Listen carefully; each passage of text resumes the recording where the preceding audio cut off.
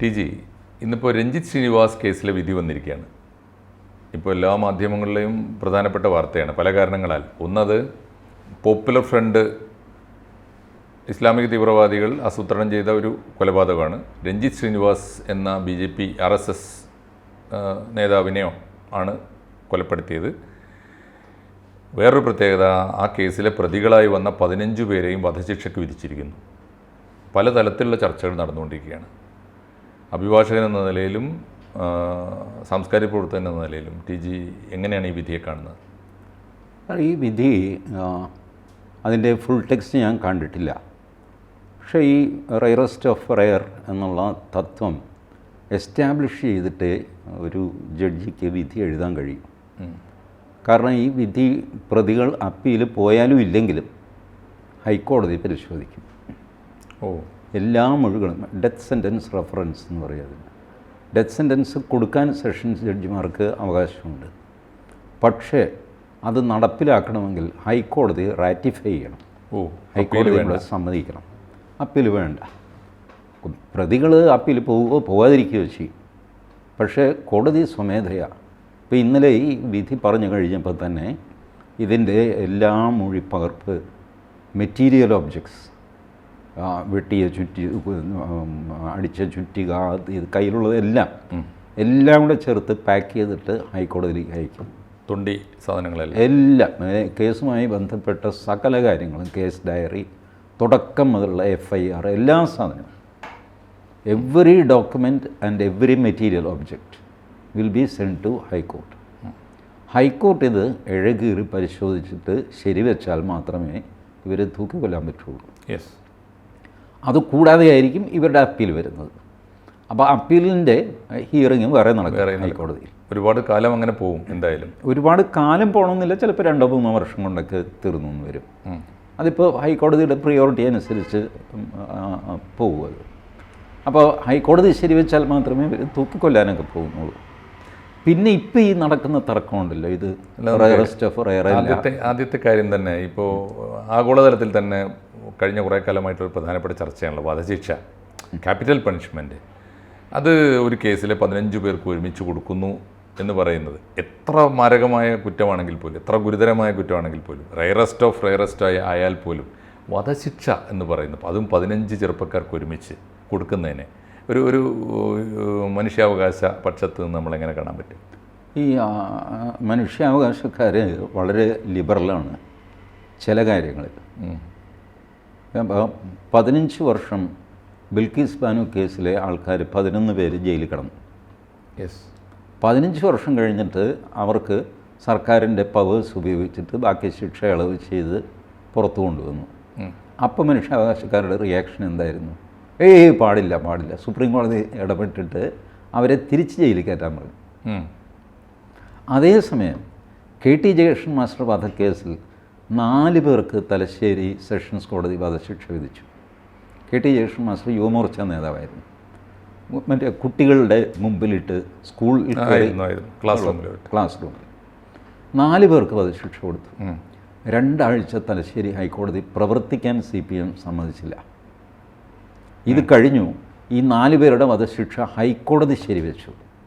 Appeal തള്ളി death sentence reference accept ചെയ്ത് ഹൈക്കോടതി വിധിച്ചു. ഇവർ സുപ്രീം കോടതിയിൽ പോയി. സുപ്രീം കോടതി പോയപ്പോൾ ഈ 4 പേരിൽ 3 പേരെ വെറുതെ വിട്ടു. ഒരാളുടെ വധശിക്ഷ ജീവപര്യന്തമാക്കി കുറച്ചു. അതാണ് അച്ചാരമ്പത്ത് പ്രദീപൻ. ഈ പ്രദീപൻ 10 വർഷമേ ജയിലിൽ കിടന്നുള്ളൂ. അതും സാങ്കേതികമായിട്ട് കിടന്ന പീരീഡ് 4 വർഷമാണ്. ബാക്കി 6 വർഷം പലവിധ ഇളവുകൾ. ഗാന്ധി ജയന്തിക്ക് 1 വർഷത്തെ ഇളവ്. അപ്പോൾ 1 വർഷം കൂടെ ജയിലിൽ കിടന്നതായിട്ട് കൂട്ടും. അതാണ് ഈ 1 വർഷത്തെ ഇളവ്. അപ്പോൾ ഞാൻ 2 വർഷമേ കിടന്നിട്ടുള്ളെങ്കിൽ 3 വർഷമായി മോഹൻദാസിൻ്റെ എന്ന് പറഞ്ഞ് തുടങ്ങും. പിന്നെ അംബേദ്കർ ജയന്തിക്ക്, ഇതിന് വാർഷികത്തിന്, സ്വാതന്ത്ര്യദിനത്തിന്, റിപ്പബ്ലിക് ഡേക്ക് ഇങ്ങനെ കൊടുത്തിട്ട് മോഹൻദാസ് 10 വർഷത്തിലെത്തും. പക്ഷേ ആക്ച്വലി ഞാൻ ജയിലിൽ കിടന്ന പീരീഡ് 4 വർഷമേ ആയിട്ടുള്ളൂ. കണക്കിൽ 10 വർഷമാകും. പിന്നെ വരുന്ന ആർഗ്യുമെൻറ്റ് 10 വർഷം കിടന്നു അയാൾ, അതുകൊണ്ട് അയാളെ തുറന്നു വിടണം. ഇങ്ങനെ പുറത്തിറങ്ങിപ്പോയ ആളാണ് അച്ചാരമ്പത്ത് പ്രദീപൻ. ഈ മനുഷ്യാവകാശം എന്ന് പറയുന്നത് ആഗോളതലത്തിൽ തന്നെ ഹൈലി ബയാസ്ഡ് ആയിട്ടുള്ളൊരു സാധനമാണ്. അതെ, അതുകൊണ്ടാണ് ഡൊണാൾഡ് ട്രംപിൻ്റെ കാലത്ത് ഡൊണാൾഡ് ട്രംപ് പറഞ്ഞു ഈ തെമ്മാടിത്തരത്തിന് കൊടുക്കാൻ എൻ്റെ കാശില്ല, യുണൈറ്റഡ് നേഷൻസ് ഹ്യൂമൻ റൈറ്റ്സ് ആരാന്ന് വെച്ചാൽ നടത്തിക്കോ, America's contribution to UN human rights council is cancelled. ഞാനൊരു പൈസ തരുന്നില്ല, $1 അയാൾ കൊടുത്തില്ല. പിന്നെ ബീഡൻ വന്നിട്ട് അത് തുടങ്ങിയെന്നറിയില്ല. ഡൊണാൾഡ് ട്രംപ് ഇത് പറഞ്ഞു, നിങ്ങൾക്ക് സൗകര്യമുള്ളപ്പോൾ മനുഷ്യാവകാശം, നിങ്ങളുടെ കുറേ ആൾക്കാരുണ്ട്, അവരെ സംരക്ഷിക്കാൻ നിങ്ങൾ പൗരാവകാശം എന്ന് പറയും. അല്ല, ആഗോളതലത്തിലും ദേശീയ തലത്തിലും കേരളത്തിലും ഡെത്ത് സെൻറ്റൻസ് നേരത്തെ എത്രയോ കാലമായിട്ടുള്ളൊരു ഡിബേറ്റാണ്. നമ്മൾ തുടങ്ങിക്കഴിഞ്ഞാൽ നമുക്ക് ഡിസ്കഷൻ അവസാനിപ്പിക്കാൻ. DG പേഴ്സണലി അതിനനുകൂലിക്കുന്നുണ്ടോ? ക്യാപിറ്റൽ പണിഷ്മെന്റ് അത്യാവശ്യ ഘട്ടങ്ങൾ വേണം എന്നാണ്. സാർ നോക്ക് എങ്ങനെയാണ് ഈ റയറസ്റ്റ് ഓഫ് റയർ ഡെവലപ്പ് ചെയ്ത് വന്നത്. നേരത്തെ ഭാരതത്തിൽ IPC അനുസരിച്ച് കൊലപാതകത്തിന് വധശിക്ഷ ഓട്ടോമാറ്റിക്കായിരുന്നു. കൊലപാതകമാണോ വധശിക്ഷ കൊടുക്കും, കൊലക്ക് കൊല. ഇതായി പിന്നീട് റെയർ കേസിൽ എന്ന് സുപ്രീം കോടതി ഒരു വ്യാഖ്യാനം കൂടെ നടത്തിയതിന് അപൂർവമായ, പിന്നീട് അപൂർവത്തിൽ അപൂർവമായ എന്ന് റെയറസ്റ്റ് ഓഫ് ദ റെയറാക്കി. അതാണിപ്പോൾ കൂടുതൽ പേരും ഫോളോ ചെയ്യുന്നത്. അതിലും കവിഞ്ഞൊരു വിധി കിടപ്പുണ്ട്. എന്തുകൊണ്ടാണ് അതാരും പരാമർശിക്കാത്തത്? ഈ ജഡ്ജ്മെൻറ്റിൽ അതുണ്ടാവും എന്ന് എനിക്ക് തോന്നുന്നു. ഇവർ നന്നാവാനുള്ള സാധ്യത, ചീത്തയാവാനുള്ള സാധ്യത, ജയിലിലിട്ടാലും പുറത്ത് വിട്ടാലും എന്തായിരിക്കും ഇവരുടെ ഭാവി, ഇത് നോക്കിയിട്ട് നന്നാവാനാണ് സാധ്യത കൂടുതലെങ്കിൽ അവരെ തൂക്കിക്കൊല്ലരുത്, ചീത്തയാവാനാണ് സാധ്യതയെങ്കിൽ മാത്രമേ തൂക്കിക്കൊല്ലാവുള്ളൂ. ലാസ്റ്റ് അല്ലല്ല, എപ്പോഴും നന്നാവാനുള്ള സാധ്യത കൂടുതൽ 15 പേർക്കൊക്കെ ഒരുമിച്ച് കൊടുക്കുമ്പോൾ എന്തായാലും അതിൽ അല്ല, അത് അസംഷനാണല്ലോ നമ്മൾ. ഈ പ്രശ്നം വന്നു കഴിഞ്ഞപ്പോഴാണ് നമ്മളെ കോടതിയിൽ വിധി പറയുന്നത് കുറ്റവാളിയാണെന്ന് കാണാം. ജഡ്ജി പറയും ഞാൻ കുറ്റവാളിയാണെന്ന് കണ്ടിരിക്കുന്നു, ശിക്ഷ ഞാൻ പിന്നീട് പറയാം. അപ്പോൾ ഈ പ്രീ സെൻറ്റൻസ് ആർഗ്യുമെൻറ്റ്സ് ഉണ്ട്. കുറ്റവാളിയാണെന്ന് കണ്ടു, പിന്നെ വക്കീലന്മാർ ചെയ്യുന്നതെന്ന് വെച്ച് കഴിഞ്ഞാൽ ചില അഭ്യർത്ഥനകൾ, ചെറുപ്പക്കാരാണ്, തീരെ ചെറിയ ശിക്ഷയെ കൊടുക്കാവുള്ളൂ, അത് ഇത് കുറ്റം ചെയ്തിട്ടില്ല എന്ന് അവിടെ വാദിക്കാൻ പറ്റില്ല, കാരണം കുറ്റം ചെയ്തു എന്ന് തെളിഞ്ഞു കഴിഞ്ഞു. പിന്നെ ആ കൂടെ കോടതിയുടെ ദയയ്ക്ക് വേണ്ടിയിട്ട് അതിൽ മാനസികാസ്വാസ്ഥ്യമുള്ളവരുണ്ട്.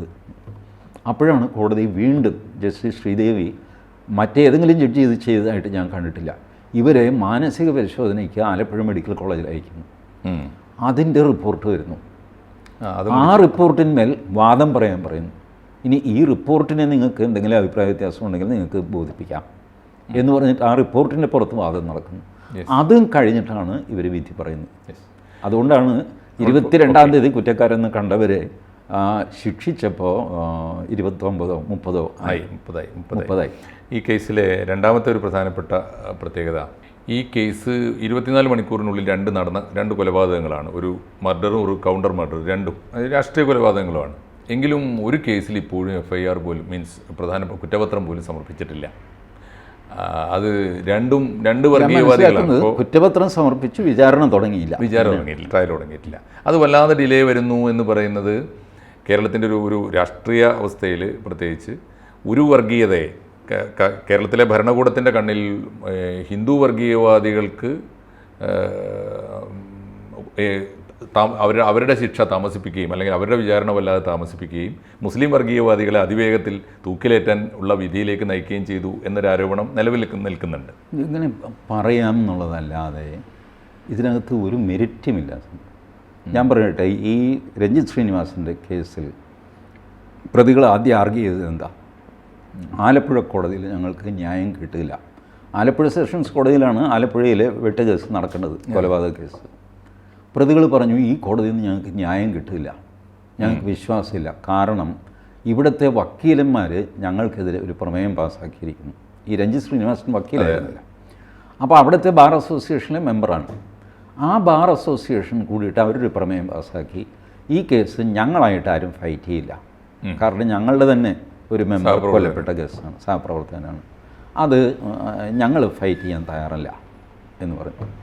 ഈ പറഞ്ഞു എന്നുള്ളതിൻ്റെ പേരിൽ ഇവർ കോടതിക്ക് വിശ്വാസ്യതയില്ല എന്ന് പറഞ്ഞുകൊണ്ട് ഹൈക്കോടതിയിൽ പോയി കോടതി മാറ്റണം, കൊല്ലം കോടതിയിലേക്ക് മാറ്റണമെന്നായിരുന്നു ആവശ്യം. ഹൈക്കോടതി പറഞ്ഞു കൊല്ലത്തേക്ക് മാറ്റാൻ പറ്റില്ല, കാരണം അത് നിങ്ങളെ ഫേവർ ചെയ്യുന്ന പോലെ ആകും, ഞങ്ങളൊരു 3rd സെഷൻസിലിവിടാം, മാവേലിക്കര അഡീഷണൽ സെഷൻസ് ജഡ്ജിക്ക് ഇത് വിടാം. അപ്പോൾ നിങ്ങൾക്കും ഫേവർ ചെയ്തില്ല, അവർക്കും ഫേവർ ചെയ്തില്ല. ജനറലി ജൂറിസ്ഡിക്ഷണൽ കോടതി ആലപ്പുഴ സെഷൻസ് കോടതിയാണ്. ആ കോടതിയുടെ പേരിൽ ഇവർക്ക് ആരോപണമില്ല, അവിടുത്തെ വക്കീലന്മാരുടെ പേരിലാണ് ആരോപണം. സ്റ്റിൽ അത് പരിഗണിച്ചു ഹൈക്കോടതി. എൻ്റെ അഭിപ്രായത്തിൽ അത് ചെയ്യാൻ പാടില്ലായിരുന്നു, പക്ഷേ ചെയ്തു. Okay, you be satisfied. മാത്രമല്ല, വിചാരണ 1 മാസത്തേക്ക് നിർത്തിവെക്കാൻ ഉത്തരവിട്ടു.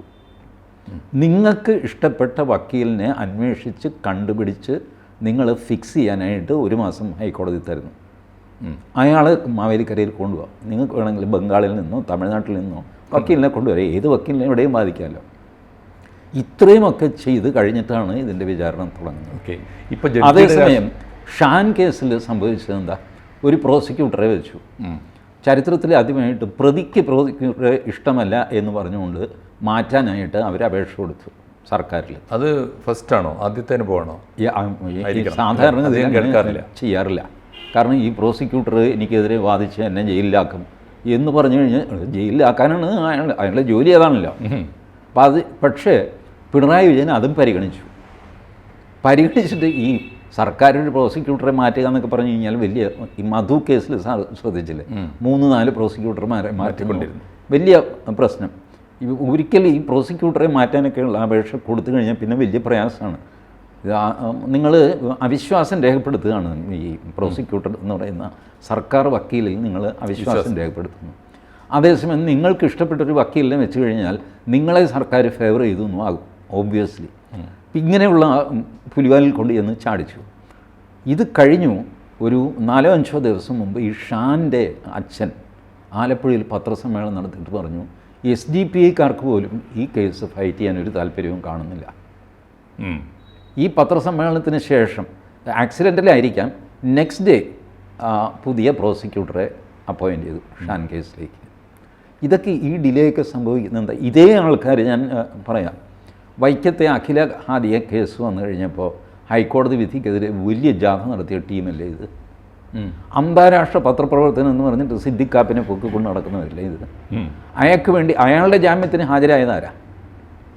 കപിൽ സിബലാണ്. എവിടെ പോയി കപിൽ സിബൽ ഇപ്പോൾ? പ്രശാന്ത് ഭൂഷൺ എവിടെ? വൃന്ദ ഗ്രോവർ എവിടെ? ഈ ഇവരുടെ കയ്യിലുള്ള ഈ ആൾക്കാരൊക്കെ എവിടെ പോയി ഷാൻ കേസ് വന്നപ്പോൾ? ഇതാണ് ഈ വാപ്പ ചോദിക്കുന്നത്, എന്നെ നോക്കാൻ ആരുമില്ലേ എന്ന്. ഇത് ഒരു കാര്യം, ഈ വാപ്പാമാർക്കൊക്കെ ഒരു മെസ്സേജ് ആയിരിക്കും ഇത്. ഇവരെ വേണ്ടവരെ ഉപയോഗിക്കും, വേണ്ടാത്തവരെ അവർ തിരിഞ്ഞു നോക്കുകയില്ല. അവർക്ക് വേണ്ടപ്പെട്ടവനാണ് സിദ്ദിഖ് കാപ്പൻ, അതുകൊണ്ട് സിദ്ദിഖ് കാപ്പന് വേണ്ടി ഫൈറ്റ് ചെയ്തു. അവർക്ക് വേണ്ടപ്പെട്ട അവരുടെ ഒരു പ്രസ്റ്റീജ് ഇഷ്യൂ ആയിരുന്നു വൈക്കത്തെ അഖില ഹാദിയ കേസ്. അതിലവർ ഫൈറ്റ് ചെയ്തു. 90 ലക്ഷം രൂപ പിരിച്ചെടുത്തിട്ട് കപിൽ സിബലിന് കൊടുത്തു വന്നു. സിദ്ദിഖ് കാപ്പൻ്റെ കേസ് പുള്ളി ഫ്രീ ആയിട്ട് വാദിക്കുന്നു എന്നാണ് പറയുന്നത്. ഫ്രീ ഒന്നുമല്ല, കാശ് കൊടുക്കണം. കൊടുത്തിട്ടുണ്ടാവും, ക്യാഷ്, അത്രേ ഉള്ളൂ. പക്ഷേ മഹാരാജാസിലെ അഭിമന്യു അതുപോലെ കിടക്കണം.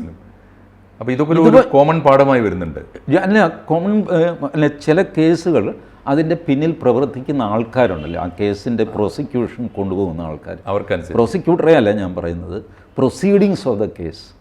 ഇതിൻ്റെ പിന്നാലെ നിന്ന് ഇത് ചെയ്യിച്ചെടുക്കണം. ഇവർക്ക് വേണമെങ്കിൽ ഇപ്പോൾ ഷാനിൻ്റെ കേസിൽ ഇവർക്ക് ഡേ ടു ഡേ ഹിയറിംഗ് വേണമെന്ന് പറഞ്ഞാൽ അപേക്ഷ കൊടുത്തിട്ടില്ല. ആ അപേക്ഷ വിചാരണ കോടതി തള്ളുകയാണെങ്കിൽ നിങ്ങൾക്ക് ഹൈക്കോടതിയിൽ വരാം. You have to play very smart if you want to escape from the case. Otherwise you are gone. ഈ വിചാരണ തടവുകാരായിട്ട് തന്നെ ജയിലിൽ കിടക്കും. അങ്ങനെ വിചാരണ തടവുകാർ എത്രയോ കിടപ്പുണ്ട് എന്ന് ഇന്ത്യൻ പ്രസിഡൻറ്റ് നമ്മളുടെ സുപ്രീം കോർട്ട് ചീഫ് ജസ്റ്റിസ് ചന്ദ്രചൂഡിനെ ഇരുത്തിക്കൊണ്ട് ദ്രൗപദി മുർമു പറഞ്ഞു, സംസാരിച്ചു, वो जो जेल में पड़े हैं उनको पता ही नहीं कि किसके लिए पड़े हैं. ഇതാണ് ഇന്ത്യൻ പ്രസിഡന്റ് പറഞ്ഞത്. സുപ്രീം കോർട്ട് ചീഫ് ജസ്റ്റിസ് അല്പം എംബറാസ്ഡായി. പിറ്റേ ദിവസം തന്നെ അദ്ദേഹം കോടതിയിൽ അതിൻ്റെ ലിസ്റ്റ് എടുപ്പിച്ചു, എവിടെയൊക്കെ ആരൊക്കെ ഇങ്ങനെ അനാഥരായിട്ട് കിടപ്പുണ്ട്. ചിലരുടെയൊക്കെ പീരീഡ് കഴിഞ്ഞു. ശിക്ഷിച്ചിരുന്നെങ്കിൽ അയാൾ എത്ര കാലം തടവിൽ കിടക്കണോ അതിൽ കൂടുതൽ ഇപ്പോൾ കിടന്നുകൊണ്ടിരിക്കുകയാണ് അയാൾ. ഈ അവസ്ഥ. ഇത് ഞാൻ എറണാകുളം ചീഫ് ജുഡീഷ്യൽ മജിസ്ട്രേറ്റിൽ മുമ്പാകെ എൻ്റെ വേറൊരു കേസിന് പോയതാണ്. അപ്പോൾ 2 തമിഴന്മാരെ ഹാജരാക്കുന്നു. അവർ അരച്ചാക്ക് നമ്മുടെ കൊടംപുളി മട്ടാഞ്ചേരി മാർക്കറ്റിൽ നിന്നും മോഷ്ടിച്ചു. ഇതാണ് അവരുടെ കുറ്റം. കാക്കനാട് ജയിലിൽ കിടക്കുകയാണ്. ഇപ്പോൾ ഈ ഫയൽ വന്നു കഴിഞ്ഞപ്പോൾ മജിസ്ട്രേറ്റ് പ്രോസിക്യൂട്ടറോട് പറഞ്ഞു, പ്രോസിക്യൂട്ടർ എന്തായത് എത്ര കാലമായി ഇവർ ജയിലിൽ കിടക്കുന്നു? 1/2 കിലോ കുടംപുളി അവർ മോഷ്ടിച്ചു എന്ന് തന്നെ വെച്ചോ. ഇനി വിചാരണ കഴിഞ്ഞ് തെളിഞ്ഞു 1/2 കിലോ കുടംപുളി മോഷ്ടിച്ചതിന് എന്ത് ശിക്ഷ കൊടുക്കും? കൂടി വന്നു കഴിഞ്ഞാൽ ഒരാഴ്ച വെറും തടവ്. ഇതല്ലേ കൊടുക്കാനുണ്ട്. എന്നിട്ട് ഇവരോട് ചോദിച്ചു, ഇവർ തമിഴന്മാരാണ്, ഇവരോട് ചോദിച്ചു നിങ്ങൾ എത്ര നാളായി ജയിലിൽ കിടന്നിട്ട്? അവർക്ക് മനസ്സിലാകുന്നില്ല. തമിഴിൽ തർജ്ജമ ചെയ്തിട്ടൊരു വക്കീൽ പറഞ്ഞു എത്ര നാളാച്ച്? തെറിയാതെ സാർ. അവർക്ക് എണ്ണം പോലുമില്ല. കാരണം ഏതോ ഒരു ദിവസം അവരെ പിടിച്ചുകൊണ്ട് പോയി. പിന്നെ അവർ ഉറങ്ങുന്നു, ഭക്ഷണം കഴിക്കുന്നു, അവർ തല്ലുകൊള്ളുന്നു, എന്താണെന്ന് വെച്ചാൽ സംഭവിക്കുന്നു. It is all over. 6 മാസമായി അവർ ജയിലിൽ കിടക്കുന്നു. മജിസ്ട്രേറ്റ് പറഞ്ഞു പ്ലീസ് ആരെങ്കിലും ഒരു ആപ്ലിക്കേഷൻ മൂവ് ചെയ്യുക, I'm going to release them. ഉച്ച കഴിഞ്ഞ് പോസ്റ്റ് ചെയ്യാം കേട്ടോ. ഇത് ഞാൻ എൻ്റെ കണ്ണുകൊണ്ട് കണ്ടതാണ്. These things are happening. If you don't fight your case, then you will be landing up in big trouble. അത് പാവങ്ങളുടെയും നിസ്സഹായരായവരുടെയൊക്കെ കഥ. ഇവർ അങ്ങനെ അല്ലല്ലോ, ഇവരെ താങ്ങാൻ വലിയ സംഘടനയുള്ളതല്ലേ. ഈ കേസിലെ ഒടുവിലത്തെ എൻട്രി ഇപ്പോൾ ഇന്ന് വന്നുകൊണ്ടിരിക്കുന്നത് ഈ ജഡ്ജിക്ക് അവർ 2 കാര്യങ്ങളാണ്. അവരുടെ പേരിൽ രാഷ്ട്രീയം ആരോപിക്കുന്നു. മാവേലിക്കര കോടതിയിൽ ജസ്റ്റിസ് ശ്രീദേവിക്കെതിരായി രാഷ്ട്രീയ അവർ അഡ്വക്കേറ്റ് മോർച്ചയോ അതിൻ്റെ ഭാരവാഹിയായിരുന്നു എന്ന് പറയുന്നു. 2 അവരുടെ ജീവന് ഭീഷണി ഉയർത്തിക്കൊണ്ടുള്ള സോഷ്യൽ മീഡിയ പോസ്റ്റുകൾ വരുന്നു. ഇപ്പോൾ അതാണ് ലേറ്റസ്റ്റ്. സോഷ്യൽ മീഡിയ ഉള്ളിടത്തോളം കാലം ഈ സാധനം നമുക്ക് തടയാൻ പറ്റില്ല. ഞാൻ എൻ്റെ സ്വന്തം പേരിലോ അല്ലെങ്കിൽ വേറൊരു കള്ളപ്പേരുണ്ടാക്കിയിട്ട് AP അഹമ്മദിനെ 24 മണിക്കൂറിന് ഞാൻ വെടിവെച്ച് വന്നിരിക്കുന്നു പറഞ്ഞ് എഴുതി വെച്ച് കഴിഞ്ഞാൽ വെച്ചത്. These are not trivial things. ഇതിലും വലുതല്ലേ ഇവർ ഈ ഹൈക്കോടതിക്കെതിരെ അവിടെ നടത്തിയ ജാഥ കുറച്ചാൾ മുമ്പ് അഖില കേസിൽ ലക്ഷ്യമാണ്. ജലപീരങ്കിയുടെ മുകളിൽ കയറി നിന്നുകൊണ്ട് നിങ്ങളുടെ ബെഡ്റൂമിൽ അടുക്കളയിൽ വരെ കയറാൻ ഞങ്ങൾ വിചാരിച്ചാൽ സാധിക്കും. ഇതായിരുന്നു ത്രെറ്റ്. ജഡ്ജ് സുരേന്ദ്രമോഹൻ പിന്നെ മാത്യു എബ്രഹാം ഇവർക്കൊരു തെറ്റിദ്ധാരണയുണ്ടായി. സുരേന്ദ്രമോഹൻ ഹിന്ദുവാണ്, സുരേന്ദ്രമോഹൻ എന്നാണ് പേരെങ്കിലും അതേ ക്രിസ്ത്യാനിയാണ്. അതിവരെ അറിഞ്ഞില്ല. ഹിന്ദുവാണെന്നൊക്കെ ഇങ്ങനെയാണ് വലിയ ആൾക്കൂട്ടം ഉണ്ടായത്. ഇപ്പോൾ എവിടെയാണ് ആൾക്കൂട്ടം? ഞാൻ പറയുന്നത് ഷാൻ കേസിൽ നിങ്ങൾക്ക് എന്ത് വേണമെങ്കിലും ചെയ്യാം. വിചാരണ നടക്കാതെ കിടക്കുന്ന കേസിൽ അതൊരു ജെനുവിൻ ഗ്രീവൻസ് ആണ്. You approach the trial court, if not aggrievable come to high court. അത് ഏറ്റെടുക്കേണ്ടവർ ആ കാര്യത്തിൽ വലിയ അനാസ്ഥയാണ് കാണിക്കുന്നത്. അനാസ്ഥയാണെന്ന് ഷാൻ്റെ അച്ഛൻ പത്രസമ്മേളനം വിളിച്ച് പറയുന്നത്. അതൊരു വലിയ പാഠമാണ് ഈ ഇത്തരം രാഷ്ട്രീയ കൊലപാതകം. അപ്പോൾ ഇവർക്ക് വേണ്ടപ്പെട്ട ചിലരുണ്ട്, അവർ കുഴപ്പത്തിലായാലും ഇവരെ എന്ത് വില കൊടുത്തും രക്ഷിക്കും. അതല്ലാത്തവൻ ബലിയാടായിട്ട് മാറും. ഷാൻ അങ്ങനെ നിസ്സഹായനായി ജീവൻ കൊടുത്ത ഒരു ചെറുപ്പക്കാരനാണ്. അത്തരത്തിൽ അവൻ ഭരിച്ചു, അവന് വലിയ സപ്പോർട്ടുണ്ടെന്ന് ഒരു ചുക്കുമില്ല, അവനെ ബലിയാടാക്കുകയായിരുന്നു. തീർച്ചയായിട്ടും ഈ രഞ്ജിത്ത് ശ്രീനിവാസിൻ്റെ കേസിലെ വിധി പലതരത്തിലുള്ള പാഠങ്ങൾ നൽകുന്നുണ്ട് എന്നാണ് TG പറഞ്ഞു വരുന്നത്. നന്ദി സാർ. ഓക്കെ. കൂടുതൽ വാർത്തകളും വിശേഷങ്ങളും നിങ്ങളിലേക്ക് എത്താൻ ABC മലയാളം സബ്സ്ക്രൈബ് ചെയ്യുക, ബെൽ ബട്ടണും അമർത്തുക.